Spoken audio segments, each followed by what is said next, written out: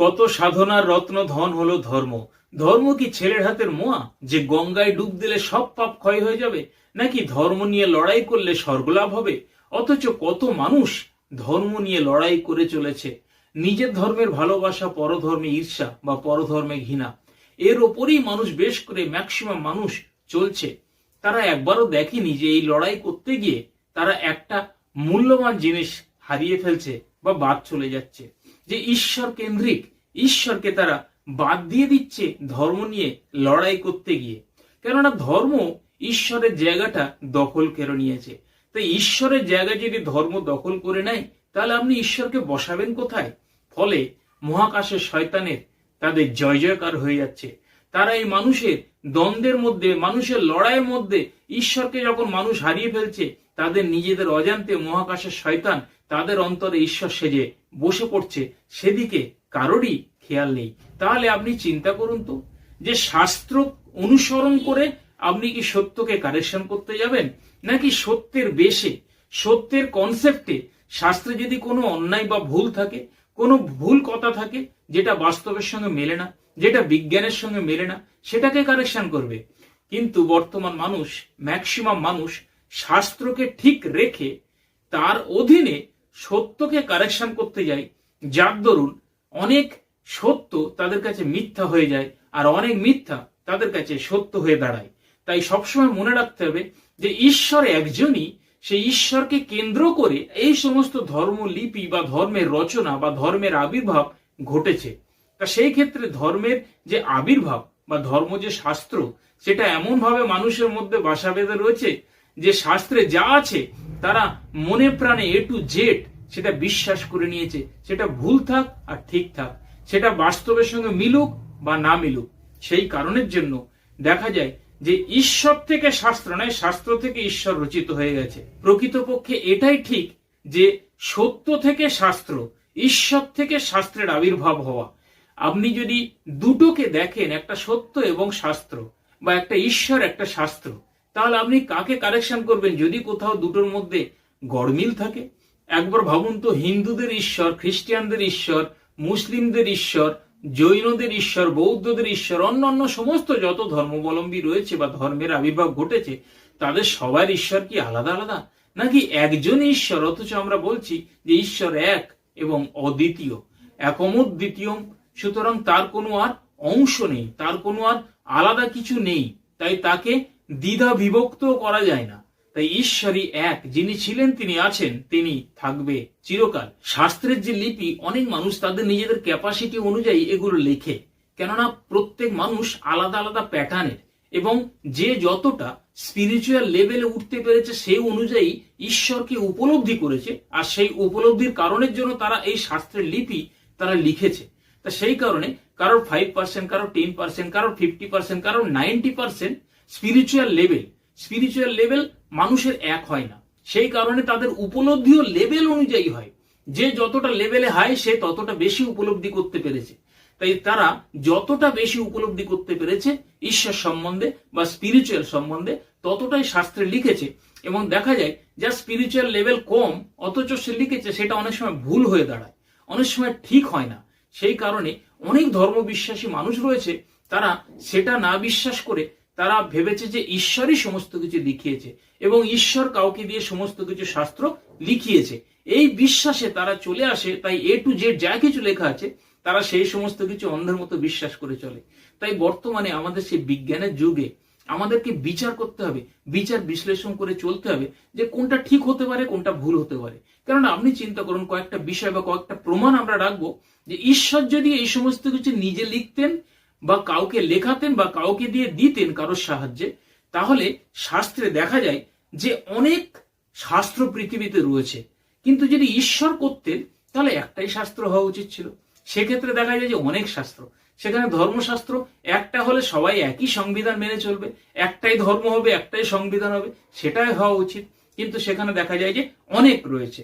আবার দেখা যায় যে বাস্তবের সঙ্গে অনেক শাস্ত্রের অনেক লিপি মিল নেই। যে অনেক ধর্মশাস্ত্র রয়েছে, সেখানে অনেক শাস্ত্র লিপি রয়েছে যেটা বর্তমান বাস্তবের সঙ্গে অমিল রয়েছে বা মিল নেই। তা সেই কারণে যদি ঈশ্বর দিয়ে থাকেন, তাহলে তো ঈশ্বরের কাছে এমন কিছু নেই যে যেটা অজানা। বা বাস্তবে কি রয়েছে, কি হতে পারে, কি হবে, এই সমস্ত কিছু তার কাছে তো অজানা নয়। সেই কারণে তিনি যদি এটা দেবেন তাহলে বাস্তবের সঙ্গে তো অমিল হওয়ার কোনো প্রশ্ন নেই। অথচ দেখা যায় অনেক শাস্ত্রে অমিল রয়েছে। আবার দেখা যায় যে ঈশ্বর যদি এই সমস্ত কিছু লিখতেন বা লেখাতেন তাহলে এই শাস্ত্রে অনেক পুনরুক্তি রয়েছে, একই উক্তি বারবার বারবার করা রয়েছে। অথচ আমরা জানি যে অনেকে বলছে প্রার্থনাতে আমরা অনেক সময় ভাবি যে পুনরুক্তি করব, যতবার সেটা বলবো প্রার্থনার উত্তর তাড়াতাড়ি আসবে। পুনরুক্তি করতে অনেক শাস্ত্র আবার নিষেধ করেছে। অথচ দেখা যায় একই ঘটনা, একই বিষয় অনেক শাস্ত্রে বারবার বলা আছে। তার মানে কি বারবার জোর করে করানো হচ্ছে, এই করে কি শাস্ত্রটা বাড়ানো হয়েছে? সেই কারণে দেখা যায় যে বর্তমানে অনেক শাস্ত্রে তা রয়েছে।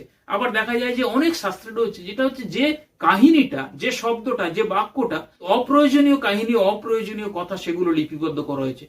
আসলে এগুলো হচ্ছে আগেকার রাজাদের কাহিনী, সেগুলো হচ্ছে বেশিরভাগ জায়গাতে লিপিবদ্ধ করা রয়েছে তাদের ঘটনা, সেটা আত্মিক জীবনে এফেক্ট হোক বা না হোক, সেই কারণের জন্য এগুলো রয়েছে। তাহলে ঈশ্বর যদি এগুলো লিখতেন বা লেখাতেন তাহলে নিশ্চয়ই এগুলো থাকা উচিত নয়। অথচ দেখা যায় যে অনেক শাস্ত্রে সেগুলো রয়েছে। আবার আমরা জানি যে আমাদের জ্ঞানেতে ঈশ্বর হচ্ছেন স্বয়ং সম্পূর্ণ, এমন কিছু নেই যে ঈশ্বর অপূর্ণ। ঈশ্বর হচ্ছেন পূর্ণ। সেই কারণের জন্য আপনি চিন্তা করুন, একজন পূর্ণ ব্যক্তির কখনো চাহিদা থাকতে পারে? একজন পূর্ণ ব্যক্তি কখনো কি কোনো অন্যায় কাজ করতে পারে বা অন্যায় কাজের জন্য দায়ী হতে পারে? বা যত আমরা বলি যে মন্দ সৃষ্টি, মন্দ এই সমস্ত কিছু, হিংসাত্মক এত কিছু রাহাজানি, উচ্ছৃঙ্খলতা, এর জন্য অনেক সময় বলি ঈশ্বর কেন এদেরকে এখনো বাঁচিয়ে রেখেছো, কেন এই করছো, আমরা অনেক সময় দোষ দিই। কিন্তু আপনি চিন্তা করুন তো, ঈশ্বর কি এগুলো করাচ্ছেন? ঈশ্বর তো এগুলো কিছু করাতেন না। যদি করাতেন তাহলে ঈশ্বরই তো দায়ী হয়ে পড়তেন। আর তিনি তো পূর্ণ, তিনি কিছু ঘটান না। আর এইগুলো হচ্ছে তিনি তার ইচ্ছাকৃতভাবে ঘটে না। সেই কারণের জন্য তার যেহেতু তিনি অপূর্ণ নন, তিনি পূর্ণ, তার কোনো চাহিদা নেই। সেখানে বলছে যে বলি উৎসর্গ করো, নৈবেদ্য উৎসর্গ করো, যজ্ঞ করো, তা এইগুলো হচ্ছে তিনি চেয়েছেন। তাহলে একজন পূর্ণ ব্যক্তি কখনো তার কোনো আকাঙ্ক্ষা থাকতে পারে না, তার কোনো এরকম চাহিদা থাকতে পারে না।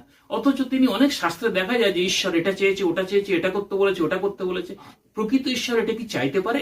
আপনি নিজে একবার চিন্তা করে দেখুন তো, বিজ্ঞানের যুগেতে এটা হচ্ছে সম্পূর্ণরূপে মানুষ তার নিজের লেভেল অনুযায়ী এই সমস্ত কিছু লিপিবদ্ধ করেছে। যার লেভেল যতটা ঊর্ধ্বে, তাদের সেই আত্মিক লেভেলকে উপরে ওঠাতে তারা সক্ষম হয়েছে, সেই অনুযায়ী তারা লিপিবদ্ধ করেছে। কেউ হচ্ছে ভুলোকে আটকে গেছে তাদের লেভেল, সে ভুলোকে যা কিছু উৎকৃষ্ট পাওয়ার সেটাকেই মনে করেছে ঈশ্বর বলে কিছু কিছু লিপিবদ্ধ করে দিয়েছে। আবার কারোর আত্মিক লেভেল আরো একটু হাই, সে দুলোক পর্যন্ত গেছে, দুলোকের সেই মহান পাওয়ারকে সেখানে ঈশ্বর বলে সে প্রতিষ্ঠা করে অনেক শাস্ত্রে সেগুলো লিপিবদ্ধ করেছে।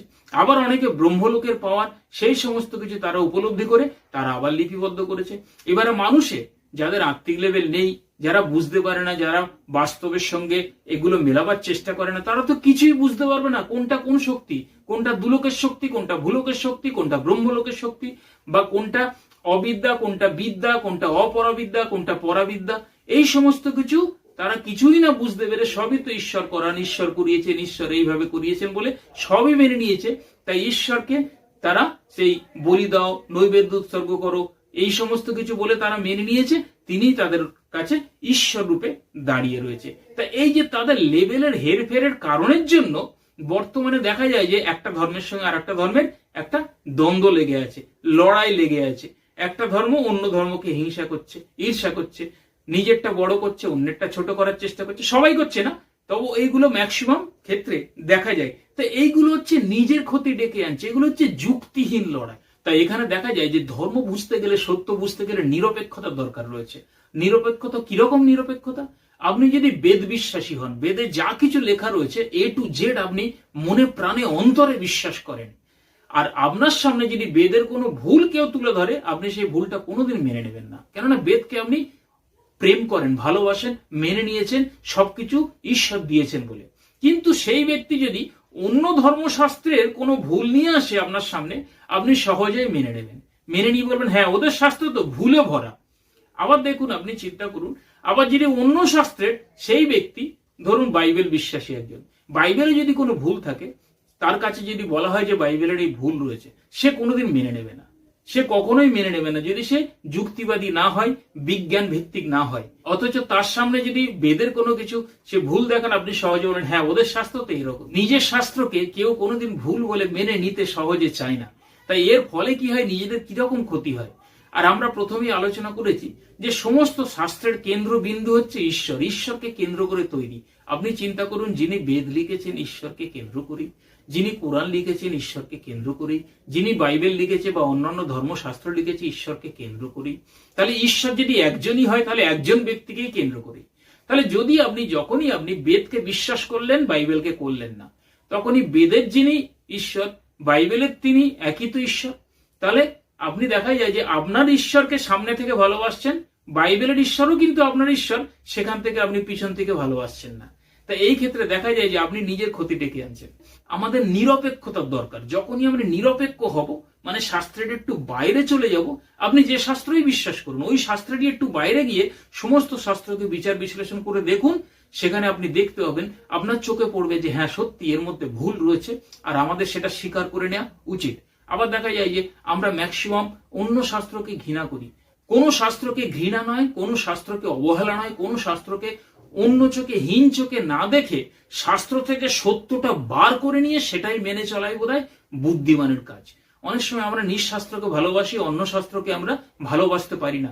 নিজের শাস্ত্র থেকে একটু বেরিয়ে আসুন, বা অন্যের শাস্ত্রকে আমরা যেমন ভাবে রেখেছি আমাদের থেকে দূরে, নিজের শাস্ত্রটা সত্য বার করার জন্য, সত্য জানার জন্য, সত্য ঈশ্বরকে ঠিক মতো চেনার জন্য নিজের শাস্ত্রটা অন্যের জায়গায় রেখে দেখুন, তাহলে বুঝতে পারবেন যে ওর মধ্যে ঠিক ভুল আপনি বিচার বিশ্লেষণ করতে পারবেন। এটাই হচ্ছে নিরপেক্ষতা। সমস্ত শাস্ত্র, সমস্ত বিশ্বাসের বাইরে বেরিয়ে এসে এবার শাস্ত্র স্টাডি করে দেখুন এবং সত্যের সঙ্গে, কনসেপ্টের সঙ্গে মেলাবার চেষ্টা করুন। না হলে এটা হচ্ছে আমাদের কাছে মারাত্মক একটা ক্ষতি। নিজের ঈশ্বরকেই আমরা সামনে থেকে ভালোবেসে নিজের ঈশ্বরকেই আমরা পরিত্যাগ করছি। তাই এটা হচ্ছে যুক্তিহীন, এর কোনো লজিক নেই। আবার দেখা যায় যে মানুষের কাঠামো হচ্ছে এক নয়। মানুষের যে কাঠামো সব আলাদা আলাদা। কারোর বোধ, বিচার, শক্তি সব মানুষের এক নয়। কারোর বিচার বিশ্লেষণ করার ক্ষমতা এক নয়। কারোর লেভেল, স্পিরিচুয়াল পাওয়ার তাদের এক নয়। এই যে হেরফেরের কারণের জন্য এতই হেরফের হচ্ছে, সেই কারণের জন্য অবাস্তবে যে ভাসছে সেটাই তার কাছে বাস্তব, যে অবাস্তবকে নিয়ে হাসছে সেটাই তার কাছে বাস্তব বলে মনে হচ্ছে, অন্যেরা সেটা দেখতে পাচ্ছে কিন্তু সে নিজে দেখতে পাচ্ছে না। আপনি ভাবুন তো, ঈশ্বর যেহেতু সম্পূর্ণ, স্বয়ং এবং অপূর্ণ নয়, তার কোনো চাহিদা নেই, তিনি কোনো দোষী নয়, তিনি নির্দোষ এবং তার কোনো আকার নেই, অথচ আমরা ঈশ্বরকে অনেক সময়, আমরা ঈশ্বর জ্ঞানে অনেক কিছুকে, অনেক বস্তুকে স্নান করাই, কাপড় চোপড় পরাই, তাকে আবার পাখার হাওয়া দিই, এসির হাওয়া দিই। অনেক সময় আমরা কি করি, আমাদের অপরাধের জন্য সে অনেক পশুকে ঈশ্বরের উদ্দেশ্যে বলি দিই, এবং আমাদের অনেক সময় বিশ্বাস এটাই হয়, আমাদের সমস্ত অন্যায়, অপরাধ, পাপ যা কিছু বলি না কেন, সেই সমস্ত কিছু ওই পশুর উপরে অর্পণ করে সেটাকে বলি দিলাম, ঈশ্বরের দৃষ্টিতে গ্রাহ্য হলো, আমার পাপ ধুয়ে গেল। যাদের পয়সা কড়ি বেশি রয়েছে তাহলে তাদের বেশি পাপ ক্ষমা হবে, আর যাদের এই পশু কেনার মতো পয়সা নেই, তারা তো এটা পাচ্ছে না করতে, তাহলে কি তাদের পাপ ক্ষমা হবে না? তাদের অন্যায়, অপরাধ কি দূরে যাবে না বা মুক্ত হবে না? এটা হচ্ছে তাই যুক্তিহীন। আপনি ভাবুন না, আগেকার মানুষেরা এই এত বিজ্ঞান প্রযুক্তিতে উন্নত ছিল না বলে তারা সামনে যেগুলো দেখেছে সেগুলোই লিপিবদ্ধ করেছে, তারা যা কিছু উপলব্ধি করেছে সেগুলোই লিপিবদ্ধ করা রয়েছে। তাই আপনি চিন্তা করুন তো, এখনকার বিজ্ঞানের যুগে যদি সেটার সঙ্গে আপনি অমিল দেখেন, অথচ সেটাকেই আপনি অন্ধের মতো বিশ্বাস করেন, তাহলে এর কি যুক্তি রয়েছে? এটা তো অযৌক্তিক। এক্ষেত্রে আমাদের কি ক্ষতি হচ্ছে সেটা দেখি। আপনি হয়তো লড়াই করে, ধর্মীয় লড়াই করে আপনি আপনার ধর্মকে সবার উপরে রাখলেন, এটা দেখা গেল। এই যে লড়াই করতে গিয়ে লড়াইয়ের যে মনোভাবের মধ্যে অনেক সময় ঈর্ষা আসে, অনেক সময় হিংসা আসে, অনেক সময় ঘৃণা আসে, অনেক সময় রাগ আসে, তা না হলে অনেক সময় তো আপনি লড়তে পারবেন না। তা এই যে ঘৃণা মনোভাব, এই যে বিষাক্ত মনোভাব, এই সমস্ত কিছু যখনই আসছে, আপনি চিন্তা করুন তো, স্পিরিচুয়াল পাওয়ার তখন আপনার মধ্যে কি থাকবে? যেটা আমরা বলি ঈশ্বরীয় রশ্মি, ঈশ্বরীয় পাওয়ার, ঈশ্বরীয় আত্মিক পাওয়ার, ঈশ্বরীয় আত্মিক ছায়া, সেটা কি আমাদের মধ্যে তখন অবস্থান করবে? কেননা মন্দের সঙ্গে ভালোর কোনো সম্পর্ক নেই, যেমন অন্ধকারের সঙ্গে লাইটের নেই। যেখানে অন্ধকার সেখানে লাইট নেই, যেখানে লাইট সেখানে অন্ধকার নেই। তাই ঈশ্বরকে যদি আমরা জ্যোতি বলি, আর ঈশ্বর যদি কোনো কিছু, এই মন্দ বিষয়গুলো যদি প্রশ্রয় না দেন, আর এই সমস্ত কিছুর জন্য তিনি দায়ী না হন, যখনই এই বিশ্বাত্মক মনোভাব আমরা লড়াইয়ের জন্য নিয়ে আসছি, তাহলে এখানে ঈশ্বরের অবস্থান হবে কি করে, থাকবে কি করে? সেই কারণের জন্য এই সুযোগটা নিয়ে নিচ্ছে কে? মহাকাশের শয়তান। মহাকাশের শয়তান তারা চারিদিকে তাদের সেই কালো মাকড়সার জাল বিছানোর মতো এবং ঊর্ধ্বের সাদা মাকড়সার জাল বিছানোর মতো চারিদিকে জাল পেতে রয়েছে। যে সেই ফাঁদে পা দিচ্ছে সেই বন্দী হয়ে যাচ্ছে। তাই সবাই শিকার হয়ে যাচ্ছে যারা এই মনোভাবটা তারা নিয়ে আসছে। তাই এখানে জয় জয়কার তার হয়ে যাচ্ছে।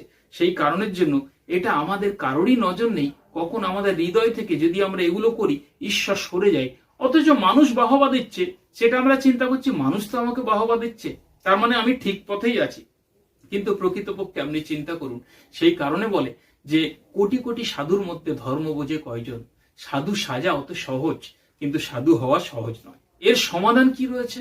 আপনি যখন স্বর্গে যাবেন বা এই জগৎ যখন পরিত্যাগ করে ঈশ্বরীয় রাজ্যে যাবেন, সেখানে গিয়ে যদি আপনি হিন্দু হন, আপনি মুসলিম হন, আপনি খ্রিস্টান হন, আপনি বৌদ্ধ হন বা জৈন পারসিক যাই হন না কেন, সেখানে গিয়ে দেখবেন যে হিন্দুদের ঈশ্বর কে ছিল বা হিন্দুদের স্বর্গটা কোথায়, মুসলিমদের স্বর্গটা কোথায়, খ্রিস্টানদের স্বর্গটা কোথায়। আমি খ্রিস্টান, আমি মুসলিম, আমি হিন্দু, আমার স্বর্গ আলাদা হবে, সেখানে আমি এসেছি। নিশ্চয়ই সেখানে গিয়ে সেটা খুঁজবেন না, কেননা আমরা জানি যে স্বর্গ এমন একটা জায়গা, সেখানে হচ্ছে আমরা যতটা শাস্ত্রীয় আধারে জানতে পেরেছি যে সেখানে হচ্ছে কোনো মানুষের মধ্যে এই মনোভাব থাকা উচিত নয়। সেখানে পাপ, অন্যায়, গর্ব, অহংকার, আমিত্ব এই সমস্ত কিছুই থাকবে না। বলা যেতে পারে যে মানুষেরা যখন যাবে এক একটা চিনির দানার মতো, সেই চিনির দানাগুলো মিশে মিশে মিশে মিশে একটা বড় মিজরির ডেলা হয়ে গেল। ছোট চিনির দানাটা সে দেখছে, সেও যখন মিশছে, সে তখন নিজেকে আর আলাদা করে খুঁজে পাচ্ছে না। সে ভাবছে আমি খুব বড় মোটা হয়ে গেছি, কেননা মিজরির ডেলা হয়ে গেছে। সেই কারণে এটাকে বলে গ্র্যান্ড ইউনিফিকেশন থিওরি, অর্থাৎ এটা হচ্ছে সবাই মিলেমিশে একাকার হয়ে যাবে। তাই সেটা হচ্ছে শান্তি, চিরস্থায়ী। আমিত্ব ভাব তখন নিজেকে আলাদা করে আমি এই করেছি ওই করেছি এই সমস্ত কিছুই মনোভাব আমাদের মধ্যে তখন আসবে না। আর এদিকে তর্ক, ঝগড়া ঝাঁটি, ধর্মীয় লড়াই, হিংসা হিংসি যা কিছু হচ্ছে, এগুলো হচ্ছে সেই মহাকাশের শয়তান মানুষের মধ্যে বিভেদ সৃষ্টি করে তাদেরকে আলাদা করতে চাইছে, যাতে তারা প্রকৃত সেই ঈশ্বরের সন্ধান না পায়, প্রকৃত সত্যের সন্ধান না পায়, তারা সত্যের সঙ্গে যোগযুক্ত না হতে পারে এবং পরিত্রাণ লাভ করতে পারে, ঈশ্বরের রাজ্যে পৌঁছাতে পারে। তাই তারা প্রত্যেকেই, সেই সমস্ত মানুষেরা, এই লড়াকু মানুষেরা প্রায় প্রত্যেকেই সেই তার কবজাতে বন্দী হয়ে যাচ্ছে, তার শিকার হয়ে যাচ্ছে, অথচ নিজেরাই টের পাচ্ছে না। তাই এই যে নিজেদের মনে করছে লড়াই করে রক্ষা করছি, ধর্ম রক্ষা করছি, নিজেদের প্রাণ রক্ষা করছি, এতে তারা নিজেরাই ঈশ্বর থেকে অনেক ডিটাচ হয়ে যাচ্ছে, সরে যাচ্ছে। যখনই এই মনোভাব আসবে, সেখানে পবিত্র সত্তা থাকতে পারে না। সেই কারণে ধর্মের লড়াই না করে শাস্ত্র থেকে সত্যকে বার করে নিয়ে ঈশ্বরকে খুঁজি, ঈশ্বরকে আমাদের জীবনে স্থান দিই। কেননা মেনে নেওয়া, ধর্ম মানে হচ্ছে ত্যাগ করতে হবে। ত্যাগ ছাড়া কিন্তু এই সমস্ত কিছু কখনোই সম্ভব নয়। তাই সেই জন্য এই পৃথিবীতেই আমার ধর্ম, আমার শাস্ত্র, আমার বলে আমরা অনেক সময় চিন্তা করি। চিন্তা করুন তো, এই দেহ যখনই ত্যাগ করবেন তখন আমার বলে কিছুই থাকবে না। সেই কারণে এগুলো না করে নিজেদেরকে নম্রতায়, নিজেদের শাস্ত্রে যদি ভুলও আমাদের চোখে পড়ে, সেটা বিচার বিশ্লেষণ করে সেটা স্বীকার করি এবং সেটাকে পরিত্যাগ করি, তাহলে সত্যটা গ্রহণ করি। অন্যের শাস্ত্রেরও ভুল ত্যাগ করি, অন্যের শাস্ত্রের সত্যটা গ্রহণ করি। এইভাবে আমরা স্টোর করতে করতে যখনই সমস্ত সত্য আমাদের মধ্যে স্টোর করে ফেলবো, তখনই দেখা যাবে যে আমাদের মনে একটা অন্য জ্যোতিষ্কলিত হচ্ছে এবং সেখানে আমরা ঈশ্বরের আভাস, সেখানে আমরা বুঝতে পারবো তার উপস্থিতি, তার প্রেজেন্স সেখানে রয়েছে। তাই এই যে ঝগড়া, এই বিষাক্ত মনোভাব আমাদের অনেক সময় ঈশ্বর থেকে আমাদের অনেক দূরে সরিয়ে নিয়ে যায়, আর এতে শয়তানেরই জয় জয়কার হয়ে যায়। তাই এই লড়াই সম্পূর্ণ যুক্তিহীন। তাই আমাদের প্রত্যেকের নিজেদেরই ক্ষতি যদি আমরা এগুলো করি। তাই আশা করি এগুলো আমরা কিছুটা বুঝবো, উপলব্ধি করব এবং চেষ্টা করব যে সমস্ত কিছু, সব পৃথিবীর মানুষ যদি, আপনি চিন্তা করুন, সমস্ত পৃথিবীর মানুষ যদি প্রকৃত সত্যময় ঈশ্বর ভজনা করেন, প্রকৃত সত্যের সেই শাস্ত্রের কথাটাকেই অনুসরণ করেন, তাহলে দেখা যাবে সেখানে কোনো এই ধরনের বিষয়গুলো থাকবে না, যেগুলো লড়াই, ঝগড়া ঝাঁটি, বিষাক্ত মনোভাব। তখন আলাদা একটা আনন্দ উপলব্ধি আপনি নিজে করবেন। তা আমাদের প্রত্যেকের মধ্যে সেই জ্ঞান রয়েছে, সেই বিচার বিশ্লেষণ করার ক্ষমতা রয়েছে এবং যুক্তি, বিচার বিশ্লেষণ দিয়ে বিজ্ঞানের আলোতে আমরা এগিয়ে চলতে পারবো। তখনই আমরা সে অনন্ত জীবনের অধিকারী হব।